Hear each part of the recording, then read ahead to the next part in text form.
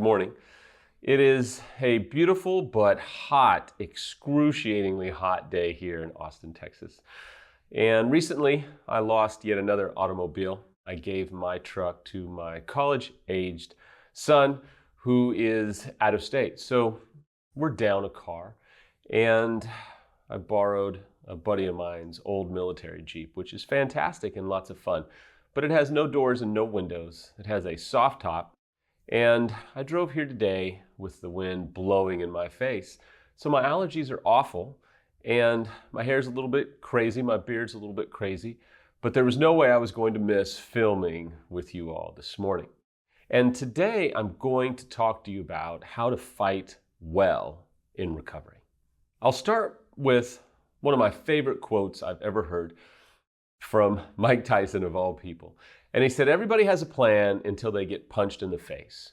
Infidelity, at some level, is one of the worst punches that you could take if you're a betrayed spouse. If you're an unfaithful spouse, it's an incredible punch that we punched ourselves in the face with, and we probably thought we were never going to get caught. So the analogy still works because we've been punched in the face with our circumstances and our consequences that we signed up for.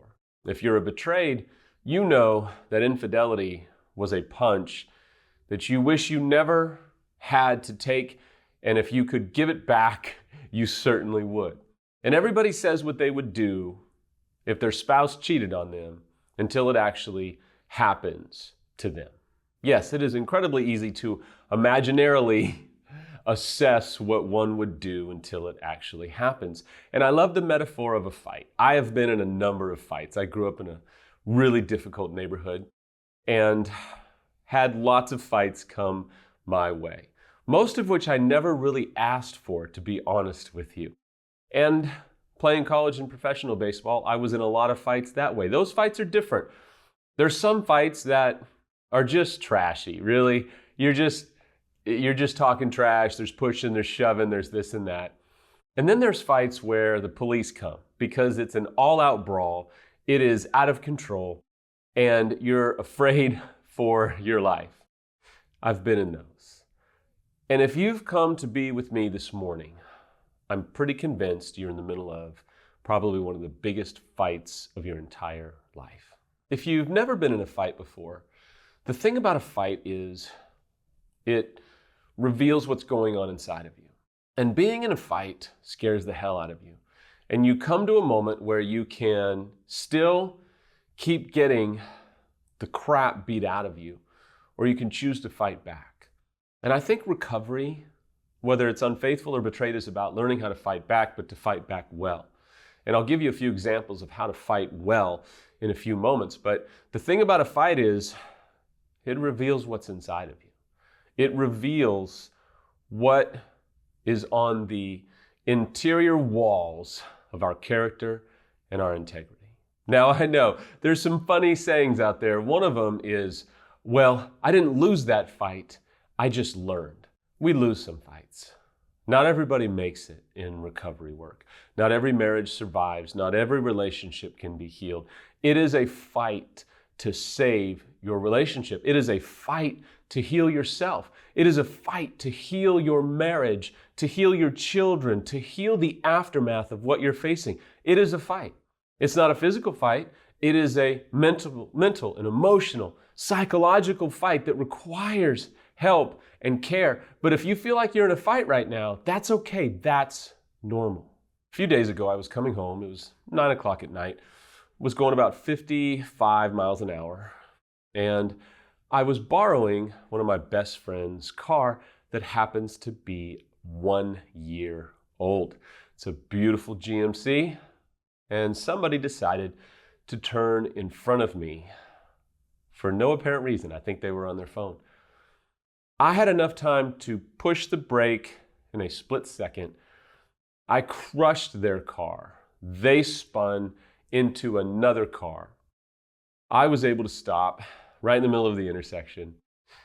Their car's destroyed. They hit another car, pretty well destroyed. And within a couple of minutes, I was surrounded by, I think, 5 or 6 police cars, 2 fire trucks, and 2 ambulances. And I remember being in that moment, and for some reason, I didn't have the desire to rush to the person's car that turned in front of me for no apparent reason. I checked on them immediately, but I didn't have a rush to yell and scream and tell them what were they doing. I was very calm, and I remember sitting there, and one by one, these police officers came up to me because it was a pretty hairy crash. And they constantly were like, "Are you okay?" And I'm like, "Yeah, I'm a little sore, but I'm okay." And they'd kind of look at me funny because I was incredibly calm, because I knew in this moment, you know what? There's such a fight. There's such a fight around my life to just go forward, to just keep going. It had already been an awful week, I'm going to be honest with you. And so I've learned to never say, what else can go wrong? I just was on guard. I wasn't on my phone, thank God. But it was such an awful accident that was completely not my fault that I sat there in a moment and I thought, man, so many betrayed spouses probably feel like that, where everything around them is chaos and hurt and calamity. And they didn't cause it. They didn't do it. They were just going about their business. They had no idea what was coming their way, and I know it can feel like that. And I want to tell you today that you're going to have to fight to heal.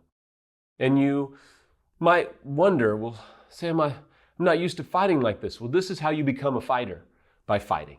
This is how you learn to fight, by fighting, and fighting well, and fighting for yourself, and fighting for your relationship, and fighting for your future.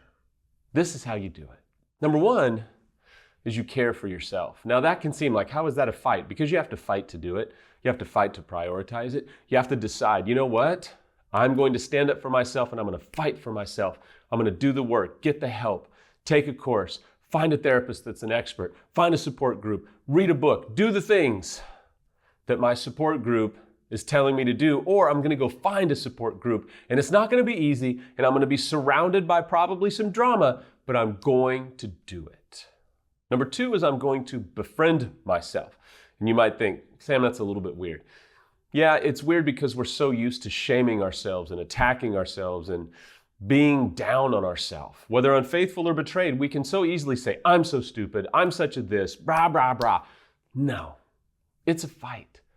To befriend yourself, to be kind to yourself, to extend mercy and compassion to yourself, to forgive yourself, especially if you're an unfaithful spouse. Number three is to allow yourself to be trained. So many times I hear, especially unfaithful spouses, we are awesome at this. We think, I know what to do. Do we? Did we? If we knew what to do, you would think that we wouldn't have had an affair or multiple affairs in the first place, so maybe we don't know what to do. Maybe it's time to humble ourselves and actually ask for help, to be trained how to fight. Maybe we need to say, you know what? Teach me how to fight this war, how to win this war, how to come out on the other side, not unscathed, but to win this fight. And maybe winning is saving your marriage. Maybe winning is saving yourself. Maybe winning is, hey, I've got to heal from the damage that I've inflicted upon myself and the other people in my life. I don't know if my relationship can be healed, but I'm sure going to try. I'm going to fight for it, but I'm also going to fight to be healthy enough that if I have another relationship, I never do this again. I read this quote the other day that was awesome. It says, it's hard to fight an enemy who has outposts in your head. And part of the fight is going to be the battlefield of the mind and fighting to heal your mind, to bring clarity to your mind, to stop thinking some of the destructive things that we think. Proper training will help us learn how to fight back, how to fight well. I want to leave you with a funny but poignant line that I heard in a movie recently. She says, apparently, I'm hard to kill. Apparently, you are hard to kill. Today, I want you to be courageous. I want you to fight. I want you to learn how to fight. Maybe watch another video. Maybe go read that book. Maybe go find a therapist. If I can help, reach out on any of the social media platforms. Reach out to affairrecovery.com. We want to help you fight well. We want to help you fight back. We want to help you fight for you, because nobody else will fight for you but you. You're hard to kill. You're going to make it. You're going to come out on the other side. And whatever we can do to help you, count us in.